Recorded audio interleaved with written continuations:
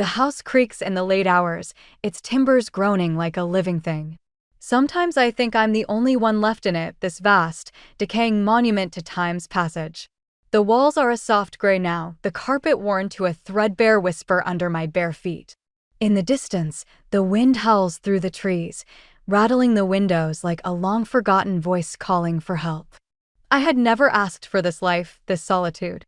At 44, I should be settled, perhaps with a family of my own, but instead, I'm here. Alone in this too large house where every corner echoes with memories of the past, of people who are no longer here. The house doesn't keep secrets, but I do. And there is him. Derek. He's never been just my nephew. Never just a boy in my sister's life, someone I could push away and dismiss with the ease of a title. He's always been different. Even when he was small, I felt it, an inexplicable pull that has only grown stronger with time. He's 24 now, a man in all the ways I never wanted him to be. His chest broadens each summer, his hair darkens with the sun, and the way his eyes catch mine, it's like something between us is always waiting to snap. I know I shouldn't feel this. It's wrong. I am his aunt, his guardian, the one who is supposed to protect him, not feel this aching, burning need to press my lips to his skin, to feel the weight of his hands around my waist. But it's there always. It haunts me in the quiet hours when he comes into the house, drenched from the rain or sweat slick from a long afternoon of work in the yard. The way he smiles when he sees me, that half smirk, like he knows exactly what he's doing to me. Tonight is different. The storm outside rages like a living creature, throwing sheets of rain against the windows with a violence that somehow feels like it's meant for me, for the emotions I can't control anymore. The house feels colder tonight, as if the storm has seeped into the very bones of it. I sit in the dim living room, watching the flames dance lazily in the hearth, the shadows flickering across the walls like ghosts. And then I hear it, the door creaking open, the soft shuffle of boots on the old floorboards. Derek is home. "Evening, Aunt Claire," he calls, his voice a warm, comforting rumble. But I know better now. There's an edge to it, something hidden beneath the casualness of his words. Something unsaid. I turn my head slowly, meeting his eyes. His hair is wet, clinging to his forehead. His t-shirt is soaked through, outlining the strong lines of his chest, and I feel an uncomfortable warmth rise within me. I force myself to look away, pretending to focus on the fire. "You'll catch a cold," I say, the words coming out much sharper than I intended. "Go get changed." He doesn't move immediately, and for a moment, we're both caught in the silence of the room, the only sound the crackling of the fire. "I'll be fine," he murmurs, stepping closer. His eyes flicker over me, then settle, that unspoken thing passing between us. I'm hyper-aware of every movement, the way his body shifts in the low light, the scent of wet earth and rain-soaked fabric clinging to him. When he moves again, it's as if he's deliberately closing the distance. I can feel the heat radiating off him now, like something dangerous. "You should," I begin, but the words die in my throat as he steps even closer, his wet shirt sticking to his body like a second skin. My breath catches. And then the storm outside changes, suddenly a deafening crack of thunder rattles the house, and for a second, the world feels suspended between us, that one breath of air holding us both. Derek, now standing only a few feet away, catches my gaze again. The intensity in his eyes is unmistakable. His lips part as if he's about to say something, but I don't want to hear it. I don't want to hear the words that might make this all real. Without thinking, I stand up, my knees unsteady, and I walk past him, brushing my shoulder lightly against his chest. "Claire," his voice is lower now, a near whisper. I freeze. His hand, as if moved by some force outside of reason, rests on my arm, just for a second. I can feel the heat of his fingers searing through the fabric of my sleeve. It's all it takes for my breath to catch, for the distance between us to shrink. The space between what I want and what I know I cannot have is so thin now, like a delicate thread stretching under too much tension. "Derek, stop," I whisper hoarsely, not sure if I mean it.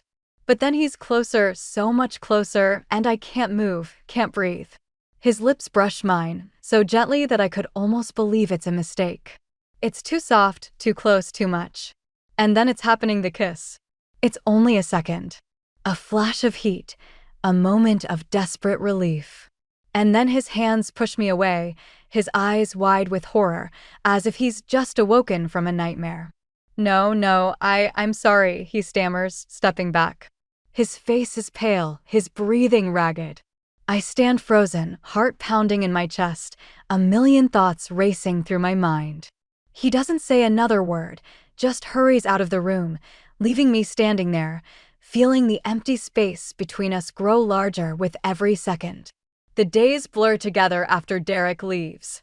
I try to keep busy, to convince myself that I can live without him, but it's impossible. The house has never felt so empty, so oppressive.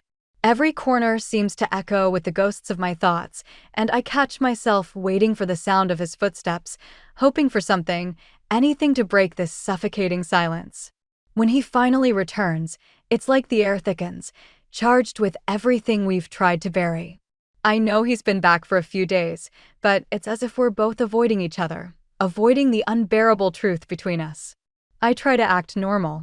I make meals, I ask questions, I nod when he talks, but inside, I'm a mess, an exposed nerve, waiting for the inevitable. One evening, as the wind howls outside, the sky growing darker and heavier, I'm sitting by the fire, pretending to read. The shadows in the room feel like they're closing in, pushing me toward him, forcing the words I've been too terrified to say. He steps into the room, his presence as unmistakable as the storm. He doesn't sit. He doesn't speak. He just watches me, his eyes dark with something I can't decipher, not fully. I can feel his gaze on me, pulling at me like a rope, and I'm already so close to snapping that I can't keep pretending anymore. I can't do this, he says finally, voice rough, like he's been carrying this for weeks. I don't look at him. If I look at him, I'll break. Do what? I ask, though I already know. This, he gestures vaguely between us, his hand trembling just a little. What happened? It's not right. This isn't right. His words feel like knives. Each one twists deeper than the last, but I don't let him see the pain. Instead, I turn my gaze to the fire, pretending it's more important than him, pretending I don't feel the ache deep inside my chest. I know, I whisper, the admission tearing through me. I know, Derek. It can't be. But it was. A long silence follows, thick and suffocating. I can feel the weight of everything that's been left unsaid between us, all the guilt, all the confusion, all the longing. I thought I could fight it, he murmurs, more to himself than to me, his voice cracking. But I can't stop thinking about you. I can't stop wanting. Stop, I cut him off sharply, my voice ragged. Please. Don't say it. But it's already out there. The air is heavy with it now, suffocating us both, and for a brief, horrifying moment, I wonder if he feels the same sick, desperate need that's been crawling under my skin. I can't look at him anymore. I push myself to my feet, but my legs are shaking, unsteady. This has to stop, I say, though I can't bring myself to move toward the door, away from him. I don't want to leave. I can't leave. You don't get it. Derek's voice is low, a raw rasp, and it shakes me. I can't go back to how things were. I don't know how to keep pretending we haven't crossed a line. I close my eyes, my breath coming fast. I'm so close to falling apart, I can taste the bitterness of it. We can't. Before I can finish, Derek is standing in front of me, his hand reaching out, shaking as it cups my cheek. I don't pull away. I don't want to. I should, but I can't. His touch burns through me, and every part of me screams to just give in. We can't, I repeat, but this time, it's more for me than him. His thumb brushes over my lip, and I gasp, a shudder racing through me, my chest tightening. His hand trembles on my face, his touch so soft it almost hurts. He's so close now, I can feel the heat of his body against mine, smell the reins still clinging to his skin. Please, he whispers, but I don't know if he's asking for forgiveness, for understanding, or something else entirely. He leans in, just a breath away from my lips. I can't breathe. I can't think. Every rational thought is drowned in the need that pulses through my veins, sharp and insistent. But then, Just as I feel the heat of his lips graze mine, he pulls back violently, his hand falling away from my face like he's burned. His eyes are wide with panic, filled with something I can't name. "I'm sorry," he mutters, stumbling back. "I can't. I thought. I thought I wanted this, but I don't. I don't know what's wrong with me." I stand frozen, the space between us stretching farther than I ever thought possible. I want to scream, to beg him to stay, to tell him that I feel it too, that I need him, but the words die in my throat. What's the point? This can never be anything more than a mistake. A mistake we can never undo. Derek storms out of the room without another word, and I'm left in the dark, alone in the stillness. The fire crackles on, indifferent to the storm raging inside me. Weeks pass in a blur, each day feeling like the last, and I lose track of time. I try to move through the motions, cooking, cleaning, staring at the same old windows, but my thoughts are never far from him. I lie to myself every day, telling myself I'm fine, that I can live without him, that he's better off gone, that I need nothing from him. But then one evening, he's standing there, in the doorway, like an apparition that's been haunting me for months. His presence hits me harder than I expect, a sudden crash of longing and dread. My heart lurches, twisting, aching, relief mixing with something darker, something that feels like shame, like I've been waiting for him to come back, and I shouldn't have been. He doesn't say anything at first. He just stands there, his eyes dark, so dark that I can't read them, can't decipher what's in them. His clothes are the same as always, simple, but something's different. The way he holds himself, the tension in his shoulders, tells me that the man standing in front of me isn't the same one who left. His eyes flick to mine, and for a second, I swear I see something that isn't just guilt, isn't just regret, but something broken, something that hurts. "I don't know what to do," he finally whispers, his voice tight, strained, like the words are clawing their way out of him. "I can't stay away from you. But I can't have you, Claire. I can't." His chest rises and falls sharply, like he's fighting for air. This thing between us, it's not just wrong. It's ruining me." The words hit me like a slap. My chest tightens painfully, my throat thickens. I feel the tears well up, burning behind my eyes, but I bite them back. I won't let him see me break, not now, not when this mess has already broken me. "I don't know what to do either," I whisper, my voice ragged, thick with the unsaid. "But I can't. I can't live without you, Derek. I can't." The silence that follows is suffocating. He's still standing there, so close I can feel the heat of his body, but it's like there's an ocean between us. His chest rises and falls with every breath, like he's struggling to keep himself together. I want to move, to close the distance, but my body won't listen. I stay rooted in place, trembling, every fiber of me screaming for him to come closer, even though I know I'm not strong enough for it.